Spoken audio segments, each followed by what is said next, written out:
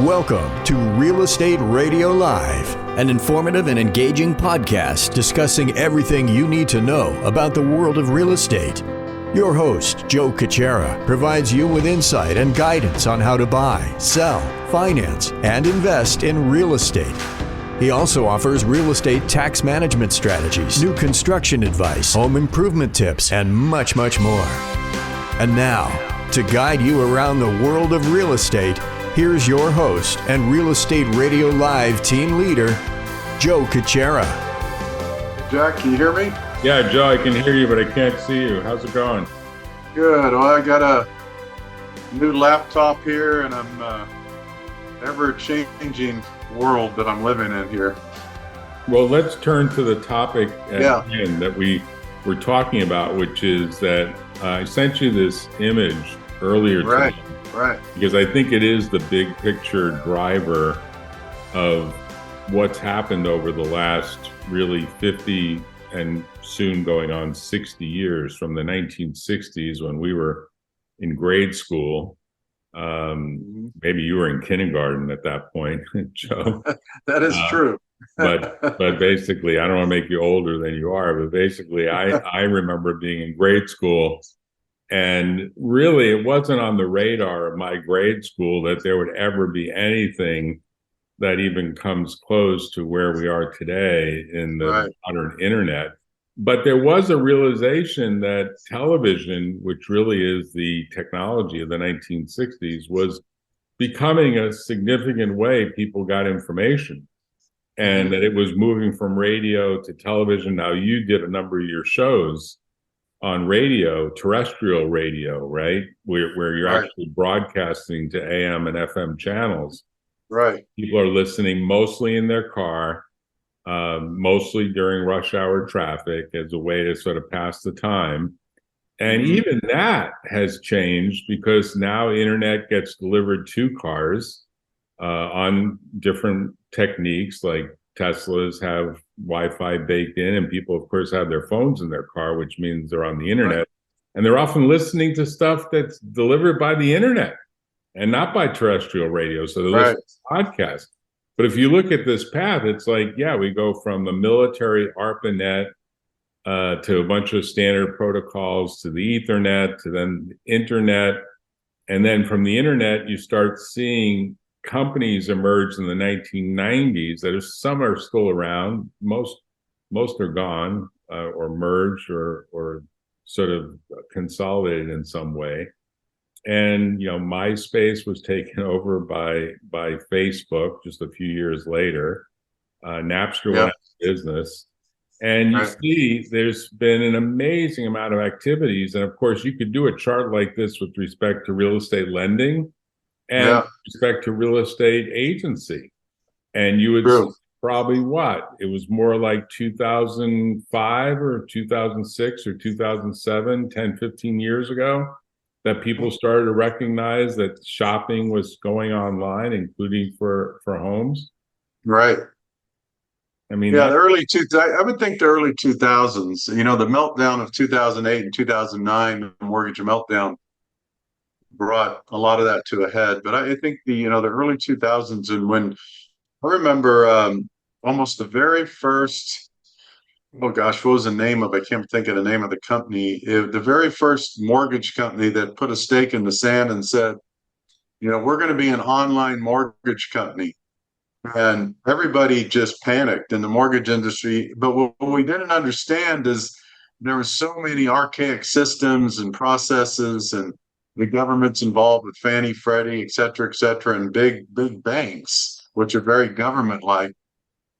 Just because someone had an idea they were going to make an online platform for lending, everybody got nervous about it.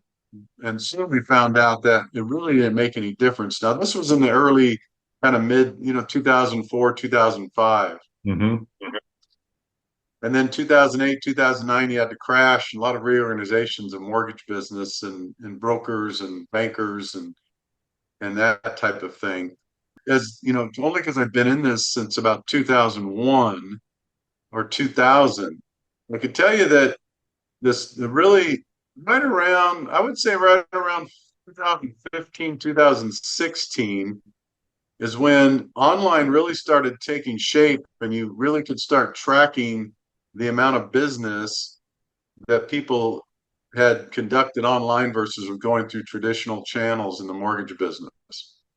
It's funny, Jack, you know better than anybody. When you have a software company or like a Facebook or a Google that makes an announcement, we're going to do this for the first time and everything's going to be online, I think they really mean it. And I think people take that serious because of of what they've done and their background and their experience and their capabilities. But back then, you got to realize when a mortgage company or a real estate company said, we're going to do more online stuff, it made people nervous, but really nothing changed other than people navigated a little bit of stuff online, if that makes sense. Right. What happens is these big companies make announcements to kind of freeze the market, but banks took a long time to follow the lead of what I would call the early fintech pioneers. Yes. Who lost a lot of money, but now banks are pretty much in the game and everything seems to be done electronically. Of course, over the period of the pandemic, it all had to be done that way, but by and large, it's still being done that way with mobile notaries and the like.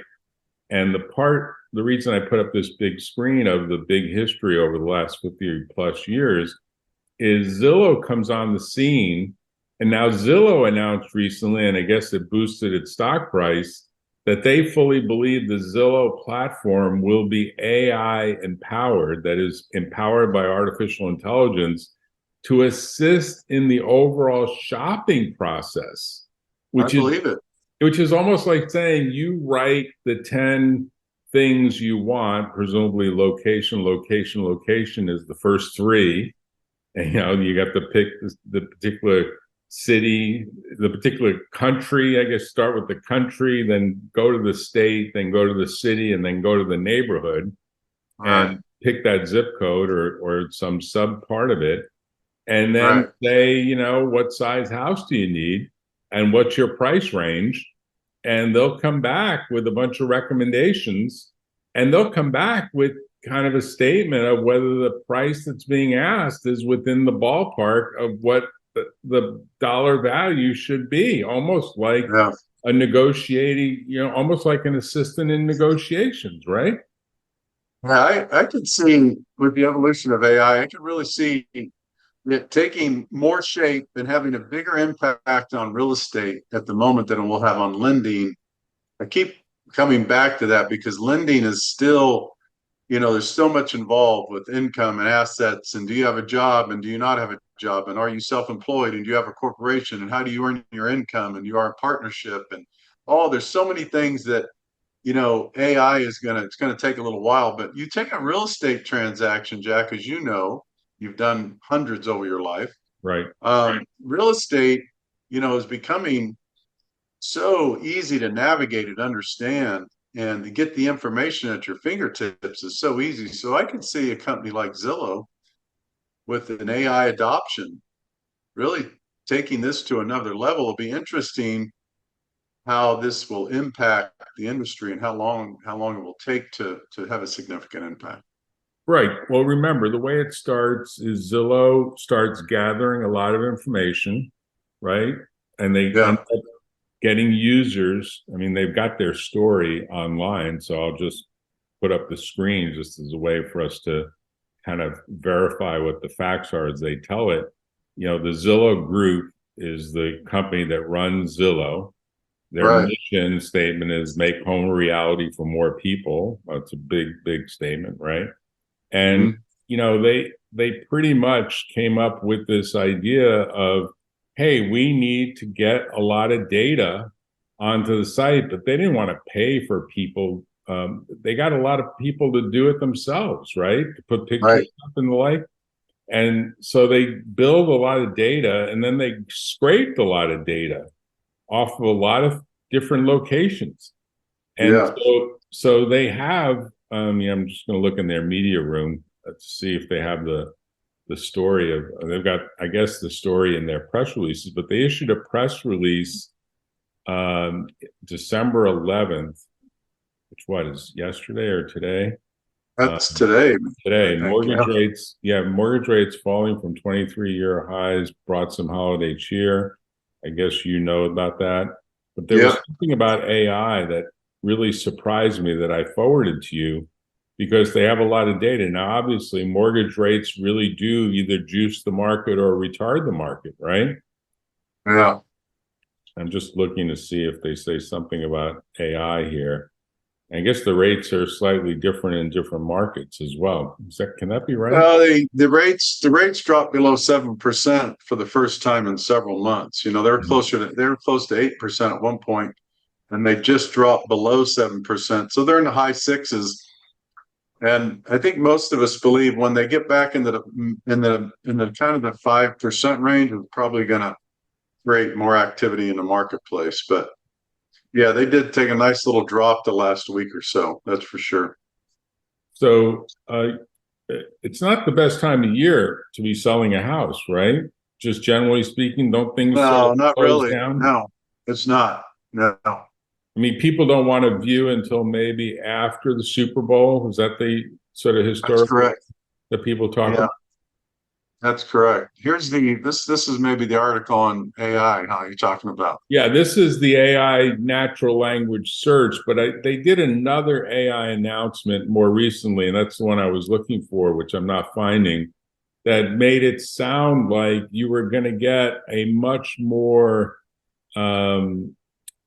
overall presentation about what artificial intelligence is saying about the pricing and the value of where AI would take you. And I thought I had that handy 5 days ago. Okay, this is it. Zillow says you'll buy your home with AI. So let's run a minute of this for a second. Yeah. This is the one that I think I sent you. Yes. Let's run a minute of it. All right. We just think that human connection is so integral that AI will mostly be supercharging them, not replacing them. So Zillow's got a couple of different AI tools. Can you walk us through how the platform has changed and where it's going from here? So Zillow's been, an AI-focused company from the beginning. Obviously, many people think of Zestimate and also how we think about search ranking. I think the current wave is not hype. It's definitely very real for us. The improvements we're making are not only affecting, buyers and renters as they go through the whole flow, but also we're doing a lot behind the scenes with agents and loan officers. And it's a mix of AI that's very visible, like, hey, you could fly through a floor plan, as well as behind the scenes, making the kind of tasks that you don't want to be spending time on a lot easier. And what kind of tasks are we talking about? Like what things are being simplified? Is it like the search tool is getting more conversational, or what does this look like? Searching and finding a home is still incredibly complicated. You have to think about all your preferences, all your requirements, what you can afford, what neighborhoods are out there, places you haven't been, all the above. And so one of the biggest things that we're investing in is natural language search. Before generative AI, a lot of the techniques were old school natural language processing. And now with transformers and the like, we can make that experience much smarter. So it's just more intuitive. And then on the agent side, agents really sell themselves by that personal relationship and that guidance that everyone needs to move, and yet have to spend a ton of time basically coordinating and nurturing people who aren't ready to move, as well as in paperwork mode. If you've moved, all the title and escrow stuff, all the transaction stuff.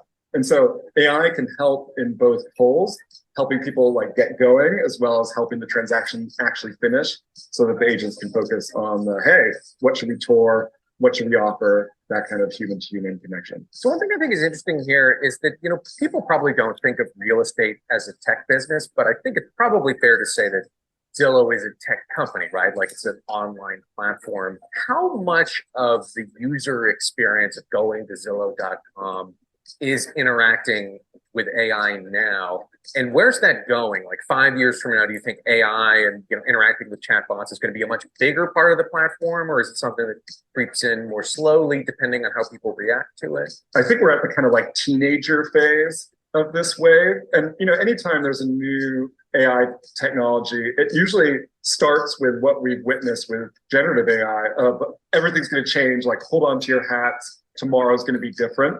And then you get to phase two, which is like, hold on, all of our ideas aren't really coming to pass. as fast as we thought, or maybe in the ways that we thought, and we got to figure out what the long-term path here is. And so my take is, I think we're kind of at the Alta Vista level of generative AI, where there's something there, there's definitely value, but we haven't figured out the right UX model for this long term. We are trying to figure out how much a chat experience can help guide people, as well as, the more traditional property search information retrieval story. We need both, and it's sometimes complicated to figure out how they work in parallel. And so that's something we're looking at a lot. And then also, we think there's huge amounts of opportunity behind the scenes with agents and loan officers in their workflow. They're already spending a lot of time clicking buttons, doing these tasks. And so we're more bullish on how generative AI can adopt that kind of UX than necessarily a pure chat experience. So to me, Joe, the signaling I'm getting from that is they're going to try to build some sort of set of screens for agents and for loan brokers as the new next extension of Zillow. Right. Like the chat, the way to think about it is the Chat GBT Zillow or the Zillow GBT will generate a bunch of conversations that then, if you're licensed as one of their licensees from the agent side, they'll forward you that chat and tell you their synthesis of where the buyer or buyers, if it's a couple, are going and what the limits are, what they'll spend and all that jazz, kind of synthesizing a lot of information, right? Yeah, I think that was a good, quick interview, and I think he explained it pretty well, that anytime we have this new hype and technology, in this case AI, I think everybody, I mean, I did a little bit of myself. I remember when it was being talked about a year ago or so, maybe more. Well, you just jumped on every day. I was testing it. I was working with it. I was messing with it. I was trying to, and it's pretty slick. But then you realize there's still so much work that has to be done in it to perfect it to where our minds go right away. Right away, our minds go again. Unfortunately, oh my God, this is going to eliminate people and jobs and processes and companies and look at where we are now. It's certainly going to make a big difference in what we do, but it'll take some time to weed out and figure out how it's going to work best. And I do, we haven't talked about it for a while. I'll give you a bit of an example. Remember, Jack, several years ago, we were doing several podcasts on blockchain. Right. Remember when blockchain was really exciting topic, and it made so much sense, and it's a numbered system and ID system, and why, I mean, it should take out, we used real estate as an example, why would you really need any person in a real estate transaction if you had blockchain? Title, everything, right? And where did that go? I know it's still being worked on. I know it's still, evolving. I know and I guess so. I'm looking, it seems like AI is a little bit, maybe not exactly, but what's your take on, initially you have this hype and excitement, and then we kind of come down to earth and realize it's going to take a little while. Well, I'll give you the best example that I have, because I was an early adopter, early helper to people that were building virtual reality systems back in the 1980s. 1980s. 40 plus years ago. Wow. And those people are now, like me, getting older, and they're saying all my patents, all my intellectual property, more or less, is in the public domain. And all of a sudden, Meta comes out with a set of glasses. They bought the company Oculus. They finally, I'm going to say, perfected. I used the Quest 3 headset, which is their latest and greatest $500 device.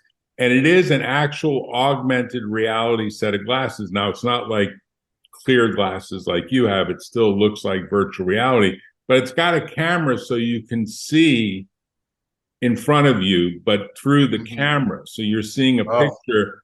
If I had those on, and I'll get a headset set up. I use this at a test site. But basically, you wear this headset that covers your eyes, but you can see you can see ahead of you. So you can watch TV while you're playing a video game, which I guess some people do to kind of keep their ADHD going. They are able to kind of do so many things at the same time. But theoretically, you can imagine that the future of Zoom, the future of Zillow, the future of all of these tools that are fundamentally online tools is you wear a headset while you're talking to an agent. Now, 40 years ago, that wasn't the use case that was imagined. 40 years ago, it was more like, oh, the military are going to put this in a cockpit and make it so you can fire on a target better. Using your hands and gesturing a lot faster than pressing buttons on the plane. And from that, it went to, well, maybe eventually inside of a factory, you'll be able to move stuff around. Now, robots took that over. And then there was this lull period for about 30 years after the initial hype, where they call it the VR winter. Just like you could say there's been a bit of a crypto winter or a blockchain winter. And there was an AI winter as well, because I was there in the 1980s when AI was starting to take hold, but people were wondering, what's the use case? And then all the patents go into the public domain, and a new generation of people come in and figure out a way to use that information and build on the sort of shoulders of giants. So the short answer is maybe you have to have these lull periods that sometimes last for over a decade, sometimes even several decades. I mean, look, Tesla didn't invent the electric car. The original guy, Nikola Tesla, the original guy, did have the invention of electric car over 100 years ago. And it just didn't make it to the market. Like literally, there was an electric car in 1912 that was invented with a battery. But the battery technology was nowhere near where it is today. So we have these peaks and troughs and peaks and troughs, and you can almost argue that recessions and maybe even depressions are a good thing because they force people to get more hardy. And as a result of getting more grit, they build ideas, they create new ideas. But, you know, Zillow is sort of taking advantage of this AI explosion. They've got the data. They've got the tools, right? They can do it. Yeah, I'll give people a sneak into the future that I think is coming, and I'll do a little bit of futuristic thinking. You know, one of my strengths is called ideation. Right. We know that. I know you and I talk about that a lot. So this is what I imagine, and I don't know if it's a year away, or 2 years away, or more, but we already have the virtual reality. It's coming into sync. And I'm gonna put this together, unpack it as it relates to real estate. Okay. We already have the 360 camera views of homes, and you could go in and view a home and see the closets in the backyard and all the little niches and everything. So I would say one of the next things coming will be either through your computer or online platform, you get a virtual reality tour with not only you get almost an avatar-like agent that will walk you through. And this will be one of these, you ever see the AI automated, assistants and all these kinds of things? Right. I do think you'll have a situation, and it may be they'll even, I'll give you an example. We do business with EXP. Well, EXP has a completely, they were far ahead of this kind of, they call it avatar living, where everybody's online and they actually make kind of cartoon figures out of the people and how they kind of look. And, they would say, look, here's Jack, and it would look like you, but it's a cartoon character, but, you're adapted fully as an AI individual, which is interesting. So you might be walking a person through a home. It's got a picture of you, but all the information that you're gathering and then returning back to the consumer is generated by AI, and you're nowhere in sight as a real person. Right. That's kind of a view of how maybe the information collection process becomes gamified. Yes. And it becomes gamified around, well, 80% of people in your age bracket really prefer to have walkability. Are you within that 80% group? Because that's going to get rid of a whole bunch of candidate properties that are not walkable, right? Yeah. That becomes a big factor for certain people. For example, San Francisco, if you've ever walked the streets of San Francisco, you sometimes hit some really big hills that are not easy to get up. And if you're in your 60s, and certainly if you're in your 80s or 90s and you want walkability, you probably don't want to be on something where you're going to have to climb your way back to your flat or back to your condo. You want something that's a little flatter, right? And so there's so many different nuances that you have to get information on. And unless you almost live in the house, that's why I think in many ways the Airbnb model of the future is like, we'll help you sell your home, but we're going to actually open it up to people who live in it for a while, and then someone will fall in love with it. And that becomes like a broker-free transaction because they don't need a broker. They found the place on their own. They fell in love with it. And then they use some AI tool to say, what's the right price for us to make an offer? And you see that there are people that don't even want to use agents at all. They literally want to bypass all of it. But of course, there is a lot of transaction paperwork that hasn't quite made its way to a bundle select kind of simplified approach, but eventually it should get there, right? Yeah, I think there is. I haven't seen a lot of research on this, but I also believe this. Again, we get excited and we have to be tempered a little bit with the housing market because especially in areas like Silicon Valley, New York, and even to a certain extent Florida, homes are still very expensive. Let's not kid ourselves. I mean, the average home, I know I saw that quick list that you had up there as part of that article. I mean, I think San Francisco is over $1 million, and there's, LA over $1 million, New York. So my point is, most of the wealth still resides in, let's say, the 50 plus older generation. Right. And even though, the baby boomers grew up a little bit in technology, and I think some of us, like you and myself, we stay in tune and we work with it every day, but not a lot of people do. And as that wealth gets transferred back downwards towards the younger generation, they'll be making more and more decisions with technology-driven minds. I do a lot of financing with young couples here in the Bay Area, and they may be great engineers and really smart, tech people and marketing people and work for these high-tech companies and get paid pretty well. There's a reason why a couple in their mid-20s could afford $1 million home with 20 or 30% down, because they make pretty good money and they got some bonus and sign-on stuff. But in some cases, they're not making major decisions with their money. Some of that money I see coming from parents, grandparents, trusts, different things. So, I don't know if I'm articulating well, but I think that the more and more the younger generation gets more wealth, this will become even more interesting in how things like Zillow and AI and lending and AI and stuff starts playing a bigger role in a lot of this. No, I think you've been articulate about people lean into the technology first because that's what they're used to doing. I mean, kids 3-4 years old already have smart tablets and iPhones and whatnot, and they're used to pressing those buttons. I think it's going to go to voice, and I think it's going to very much go to gesturing with a free mouse in the air, the way the Quest 3 does it. I mean, it may not be Quest 3, it may be something else, but you'll get more productivity through voice than people typing, because even the fast typists can't go as fast as we talk. And the voice recognition is getting better and better.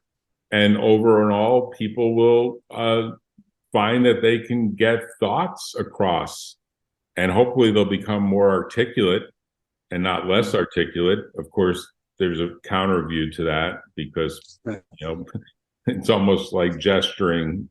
People want to use gestures as shorthand and emojis and the like.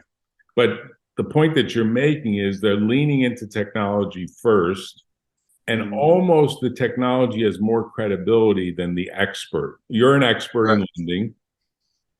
Old school, I would just call you up and say, Joe, what do you think I can get to refinance a property where loan to value is, say, 50-50, and it's a jumbo loan, and I've got an 820 score or whatever is the highest score, and blah, blah, blah, blah, all the other facts. And you would be able to almost instantly think about it and say, well, the range is from here to here and so on. I think if you talk to my daughter, and certainly if you talk to my grandson, now a teenager, you'd say, I'm not going to pick up the phone and call anyone.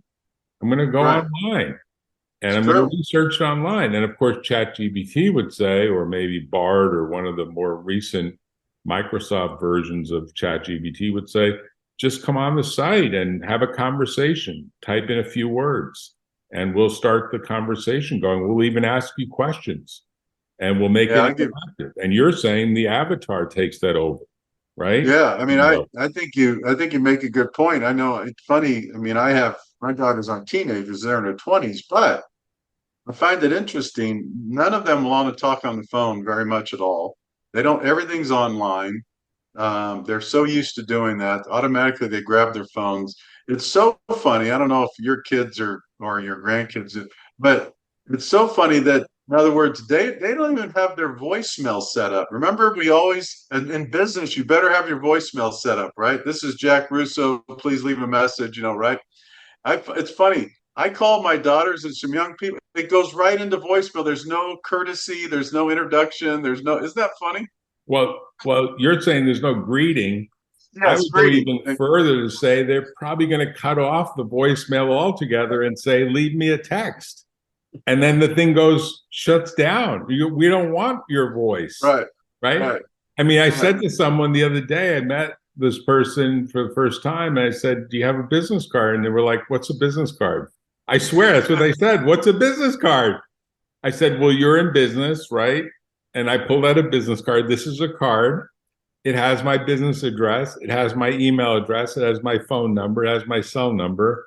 And I handed it, and they said, I've never been through that. And they were probably in their late 20s.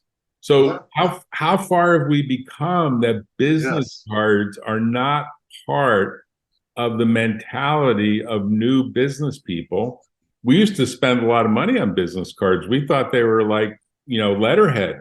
You had to have letterhead for your formal letters. That's gone the wayside, Joe. That's gone away. Oh, I know. Well, I think there's an app, if I'm not mistaken, because it happened to me a couple of times where someone will just, if they're near your phone, they could just grab your contact from you, right? Yeah, they said you could click my phone, or we could airspace it over. I was like, just give me your number. I'll write it on a piece of paper, old school. Or I said, do you remember paper? And do you remember a pen? I was joking because they were like, yeah, okay, if you want to do that, you're showing your age. I said, okay, I guess I'm showing my age. But yeah, I think the point that's being made is right. The technology will continue because the younger people want to use it. We now have a generation beyond Gen Z, people that were born essentially in what's now be called Gen Alpha. So now there's a new generation called Generation Alpha. Interesting. And the Generation Alpha people are going to become of age soon. And they grew up with devices. They grew up with voice recognition. They grew up with Alexa. They grew up with all these voice tools. They grew up with Siri. They're going to expect to use that stuff on a regular basis that we don't. And that's going to change things yet again. And so I'm now convinced that people will start using augmented reality as a way to get more and more information, to squeeze more and more information in less and less time. And they'll say, why do you need a business card? I can just look you up on the internet. Your name is Jack Russo. I can get everything off that. You don't have to give me a business card. In fact, I've got glasses on that already tells me they whispered to me what your email address is. I've got it. In fact, I know what your age is. I know your birthday. I know a bunch of stuff about you. You don't need to tell me anything. It's all there. Yeah. As we kind of draw closer, one of the things that popped into my mind, and you and I used to talk about a lot, I'd love to do it again sometime. Remember, and I wonder if companies still do it, and I wonder what the format looks like. But one of the things I've always loved is the focus groups and think tanks, right? So you get a bunch of smart people around and they start whiteboarding, and you take a topic and you kind of go through it, right? You've been through it for Right. many years. Right. And the think tanks and this, and how about the focus groups where someone's trying to come out with a product? So they get a group of people in a room and they test it and talk about it, right? So I guess what I'm saying is, how do those, in a little bit, this ties in a little bit of real estate and kind of no matter what industry in, how do you think those focus groups and think tanks look like today, Jack, and how they act versus maybe 25, 30 years ago? Do they still get in a room, or are they on Zoom? Do they use AI and not their own mind power? I don't know why, but this just came to me too. How do those look these days in the way they used to? I'll tell you what the really weird synergy is of what you're saying. I was just talking to a guy who's a jury consultant, Mhm. and he literally says they're still doing in-person focus groups with two-way mirrors They are. in big cases with 3 sets of 12 jurors each in different rooms. So 3 different rooms, 3 sets of glass. So think of it like a room that has 3 walls. And then the witness is testifying and people can look through the glass, and it's sort of like a set of rooms that surrounds another room, but with two-way mirrors. Okay. And then they each assess the credibility of the story or the credibility of the witnesses. And that's costing like $50,000 to $100,000 in Wow. doing that kind of work. So you're saying, well, how do these Madison Avenue kind of marketing people, if you remember Yes. the Mad Men show, they Right. used to sit around with whiteboards and clipboards and blackboards and ways to Right. collect all this disparate data. How is that being done today? And I Yes. think there are companies that are still doing it old school, where they literally get people in a room with Post-it notes and flip charts and whiteboards and blackboards, and they just brainstorm. And they record it. I think the difference is now they do video it. They do try to capture as much of it as they can. But the poor man's way of doing it is pretty much online and using different online grouping techniques, sometimes paying for Mechanical Turk, which is an Amazon service that allows you to group together a random set of people and ask them a series of questions and see how they answer. And so I think there's the whole spectrum in the cases or the projects that deserve it. They'll do it in person and with experts. I mean, look, if you assembled, I did this in a case recently. You assemble 5 retired judges. You present the same story to all 5 on Zoom without them talking to each other, and then separately get their view of the case. It's amazing how different. You'll often hear 5 different judges. All 5 of them are in their 70s or 80s, and they're 5 very well-regarded judges, and they'll have 5 different opinions about the same case. And these are judges. Yeah. Wow. So you can understand that humans react differently to the information that they hear, and they assess cases differently. Now, it's just a snapshot of a case, so it's not the whole case. So you could say, well, you'd have to spend a lot of time in presenting a case, because a typical case that goes to trial is a couple of weeks. You've sat in the jury and you've sat around for a couple of weeks listening to a case, and you determine credibility over time as you assess what the witnesses say and how well it ties together or it doesn't tie together. Right. So I think there's a range of it, but more and more of it is going online, and more of it is looking to go online just to save money and to save time and to get more immediate information, right? Because when you do your next business, when you do your next startup, which I know will probably arrive sooner rather than later, as you do more and more ideation around different things that you're exposed to, you'll want to test it and hear how people react to it. And you might want to test it in a very online way with confidentialities, agreements signed and the like, because you got to be careful about that. Right. But I think it's happening, and I think it's going to continue to happen. And obviously, Zillow has become the leading provider. I don't even know if there's another competitor out there fundamentally. I don't think so. Not in the real estate space, and still to this day, which amazes me, and I think it's going to be the downfall. My prediction is the Zillows of the world, and even, and probably because I know more about them over the last couple of years than I do more than a company like EXP Real Estate will have a better fighting chance because of the amount of money that they've invested in technology, and they have a virtual philosophy for business. As you know, they have no physical buildings, Right. and they're the first real estate company, and they're one of the largest in the world. So it proves it could work. And so now it's funny. I met with a real estate executive yesterday or the day before. I forget. Maybe it was even Friday. Anyway, he was telling me that they're right now, consolidating real estate and realizing they don't need as much real estate. So, yeah, I mean, these guys are so behind the curve. So I think a company like Zillow and a company like an EXP are going to be light years ahead of any kind of changes coming in the real estate industry because they've already made those adjustments and bought off on that philosophy of moving forward and investing in technology and a smart way of doing business. Yeah, I mean, I think what you're saying is the real estate people are a little bit like lawyers. They take a while, but once the technology is proven, they start to adopt rapidly, and then they start to do cost management.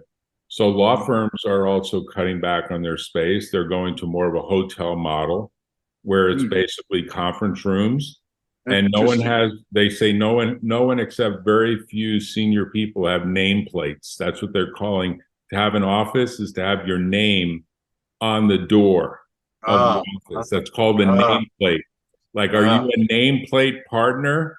Then you get the corner office, right? The nameplate means, in Europe, of course, when you go to an office, they actually have your name listed if you're a lawyer. And New York, the old school New York way, you were listed in the marquee in the building as sort of like you are there, you're tenured there. Silicon Valley, there's no such concept. There's no marquee, there's no tenure, there's no nameplate, but now they're calling it to have an office is to have a nameplate on the door. But everyone else is basically free floating and in a hotel room. Yeah, I think I brought this up a couple of years ago, but I'll do it again as we kind of wrap up, is that the legal industry, one of the most impressive things, right? And you knew when you walked into a law firm and you just were astounded by the thousands of books, right? The legal books that are lined to the walls from ceiling. In some cases, you'd have to get up on one of those sliding ladders to get up to those books, right? Right. So I think people are getting a visual image of what I'm talking about, and you know better than anybody. Do the new law firms of today, does that even exist anymore in presence of the consumer when they walk into the offices?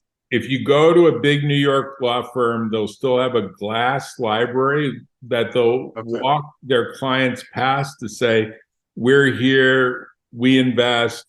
But if you go to the modern law firm has a very advanced cappuccino machine that they'll show the client. And they'll say, we invest in the best coffee. We can get you the best cappuccino that you'll ever get for free from our office. And literally, the machine will be like a $10,000 high-end machine that has all this robotic automation to it. And that's the difference between old law and brand new law. And the reason that people will go to the office will be, hey, they've got a great coffee machine, and they serve food. And they'll take care of, lots of other stuff for you. Sometimes they'll take care of your dry cleaning. They'll take care, like it's basically a community center for the people that are part of the firm. But it's not to go to the library. Whereas years ago, the reason you had an office, you had a shared library. You were sharing the price of the books. That's what you were doing. That's not part of the scene anymore, Joe. So you're right about that. So it's really changing, and obviously it's having an effect throughout the knowledge industry, like throughout the entire course of knowledge workers. Well, this is interesting topics, and I know I've said it before, but I'm going to start committing to at least 2 podcasts a week now, getting things ramped back up. So we'll be having some more and more discussion on the evolution of technology and much more. for sure. Well, Joe, I know that there's another startup about to happen. I can feel it at the tip of your tongue, but you don't want to tell me yet, but that's okay.